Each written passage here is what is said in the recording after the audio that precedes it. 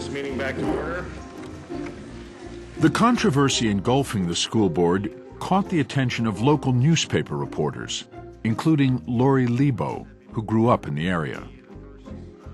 From the first time I heard school board members were talking about creationism, I thought this could become a big issue. I didn't realize how big, but I certainly knew I was intrigued by it. Lebo began reporting on the controversy, but her interest in the issue was not just professional. It was also personal. Lori's father had been the owner of a local radio station, but the oldies format wasn't paying the bills, and the electric company was about to put him off the air.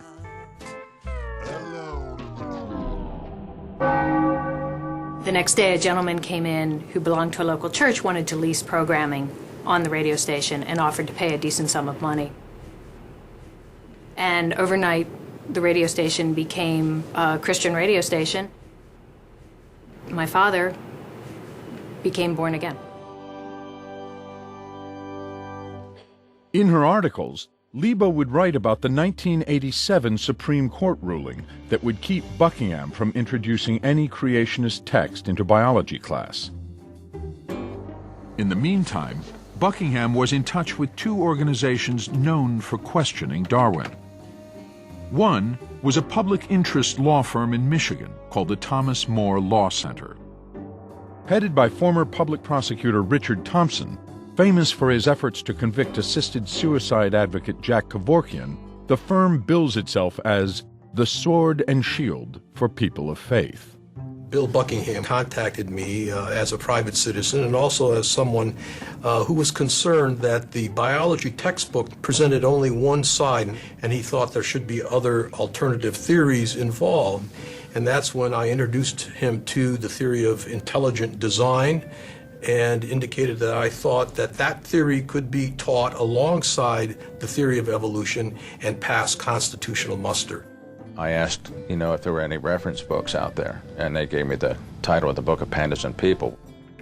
He also found a conservative think tank in Seattle named the Discovery Institute, which calls itself the nation's leading intelligent design proponent. They sent Buckingham a DVD and other material on intelligent design. In these materials, Buckingham found a view that did not seem to conflict with his own. For example, according to the book of Pandas and People, intelligent design means that various forms of life began abruptly, through an intelligent agency with their distinctive features already intact. Fish with fins and scales, birds with feathers, beaks, and wings, etc. And in the DVD he got from the Discovery Institute, Buckingham found more support for intelligent design. 150 years ago, Charles Darwin transformed science with his theory of natural selection. Today, that theory faces a formidable challenge. Intelligent design has sparked both discovery and intense debate over the origin of life on Earth. And for a growing number of scientists, it represents a paradigm, an idea with the power to, once again, redefine the foundations of scientific thought. Both the DVD and book use the same example to illustrate intelligent design's central tenet, explained here by proponent Steve Fuller. One way to get into the concept of intelligent design is by imagining what it would be like to run across something like this on a beach. John loves Mary. This is the sort of design that's very unlikely just to have assembled itself just from sand blowing randomly over even a very long period of time. Rather, it shows a sign of some sort of intelligence that's behind it. And just as those words on the beach are clearly the product of an intelligent being, the claim is that some aspects of life itself must be the product of a designer.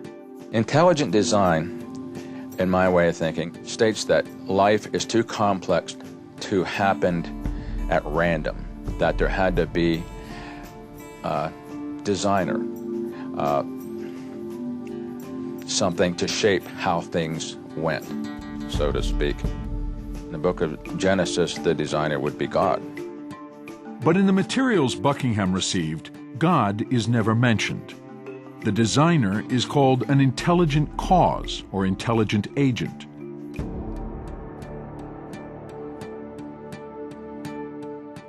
Championed by a law professor named Philip Johnson, intelligent design began to emerge in the 1980s.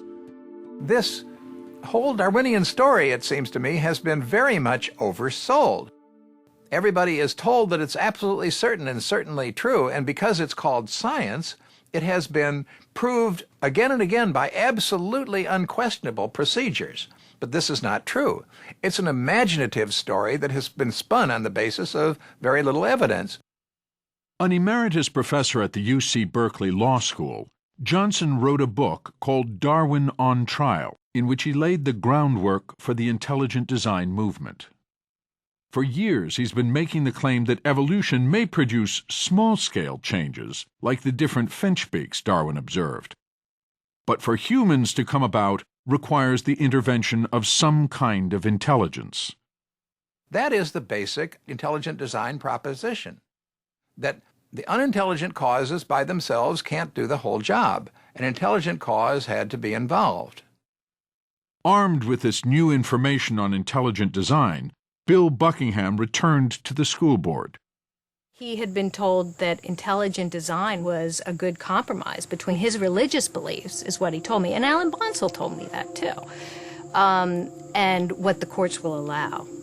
They were both very clear on that this is their compromise. Even though they believe in creationism, this would sort of bridge the gap for them. But the science teachers were not convinced. The first reading of it, an intelligent agent created life. That's creationism. It's biblical creationism, you know. All I have to do is take out intelligent agent, put in God, and voila, we have the story of Genesis. So there's no question in my mind what intelligent design was. Now Buckingham was ready to take a stand. He came up with the ultimatum that the only way that they would vote for the textbooks was that we adopted the Book of Pandas and People as a sister or companion textbook. But when he put it before the school board, he came up 2 votes short.